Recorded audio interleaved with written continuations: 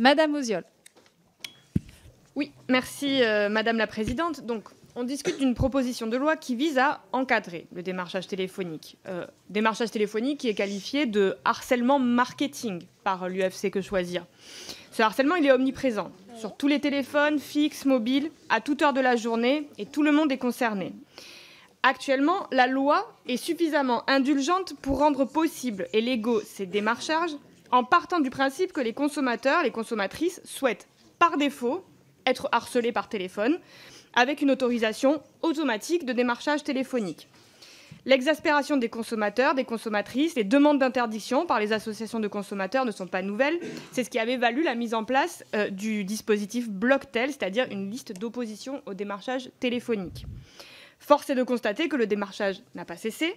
97% des Françaises et des Français se déclarent agacés par les démarchages et se sentent harcelés. Depuis 10 ans, les gouvernements successifs ont toujours refusé de mettre en place l'opt-in, c'est-à-dire l'interdiction par défaut du démarchage téléphonique. Pourtant, c'est un système qui existe pour les SMS, pour les mails, et qui est utilisé dans de nombreux pays, Allemagne, Angleterre, Portugal. Ce premier article, mais en même temps qu'il définit le consentement, met en place des exceptions. Non seulement ça veut dire que ce sera inapplicable, mais c'est exactement ce qui a rendu la loi actuelle inefficace. Voilà pourquoi on propose cet amendement. Par rapport aux 3 autres amendements, Madame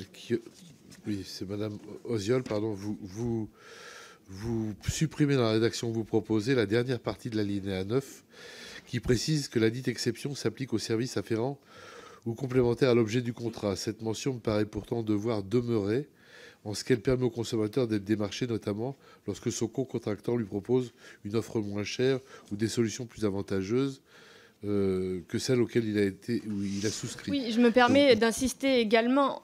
Si on veut effectivement être efficace dans l'interdiction du démarchage téléphonique, il faut être ambitieux. Ici, dès le premier article, en même temps qu'on définit le consentement, on pose des exceptions. Oui, ce sont des brèches, effectivement. Cet article dispose que l'interdiction de démarcher par voie téléphonique tout consommateur qui n'y aurait pas préalablement consenti n'est pas applicable. Or, dans les lois précédentes, c'est précisément ce type de formulation qui a rendu inefficace toute législation. Et on sait qu'il ne s'agit plus d'inciter les entreprises, de les inviter à cordialement arrêter de démarcher les consommateurs, mais de contraindre et d'interdire. Donc j'insiste sur cet amendement.